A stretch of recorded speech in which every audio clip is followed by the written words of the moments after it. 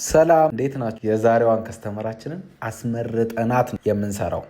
እንግዲህ ከስተመራችንም ሬድ ኮፐሩን መርጣልናለች። ስለዚህ እሱን እንሰራታለን። ይሄን ማኔር ከኛ ጋር ማግኘት ትችላላችሁ። እንግዲህ ፕሮሰሱን አብረን እያየን አብረን እንማራለን። ከወደዳችሁትም መታችሁ ትሰራላችሁ ማለት ነው። ሌሳችን እናደርጋለን። ሌሱን ካረግን በኋላ ፊት ለፊቱን እንቆርጣለን። የፊት ለፊቱን ከቆረጥን በኋላ ደግሞ ሜካፕ እናደርጋለን። ሜካፕ የምናደርገው ግን ሌሱንም የእሷ ላይ የሚያደርግነው ሌስ ሁለቱንም ነው ሜካፕ የምናደርገው። ሜካፓችን አድርገን ከጨረስን በኋላ ሌሱን ለክተን እንቆርጣለን ማለት። ከቆረጥን በኋላ የግሉውን ቦታዎች ምልክት አድርገናል። ስለዚህ እንገለብጠውና ምልክት ባረግና ቦታ ግሉን እናደርጋለን። ግሉን እናዳርሳለን ብለን የመጀመሪያው ዙር ነጭ የሆነው ወደ ውሃማ አይነት ከለር ሲቀየር ሁለተኛውን ዙር እናደርጋለን። ከዛ በኋላ ነጭ ሲሆን ልክ ውሃማ አይነት ከለር ሲሆን ለመጣበቅ ዝግጁ ሆኗል ማለት ነው። እናጣብቅበት። ሌላኛው ሚስጥር የሚጀምረው እዚህ ጋር አስተሳሰራችን ልቅም አድርገን ነው ማሰር ያለብን። ጠበቅ አድርገን እናስረዋለን። ከዛ በኋላ ፓስተራችንን መስራት እንጀምራለን። እስከዛ ድረስ ይይዝልናል። ግን ለምንድን ነው ፎሎ ማታረጉት? የሆነ በጣም እየከፋኝ ነው፣ ማለትም በጣም እየለፋው ነው ያለሁት። እንኳን ፎሎ ማድረግ ፎሎ የተደረገውም የምንሰራው ስራ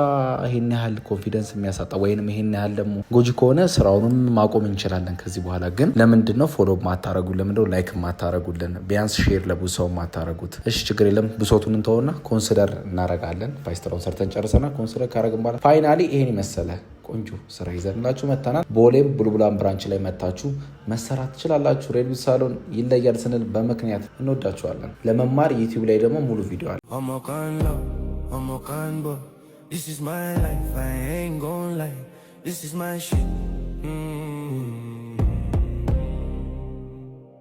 As a bad boy we get OT stuck in paper playing nice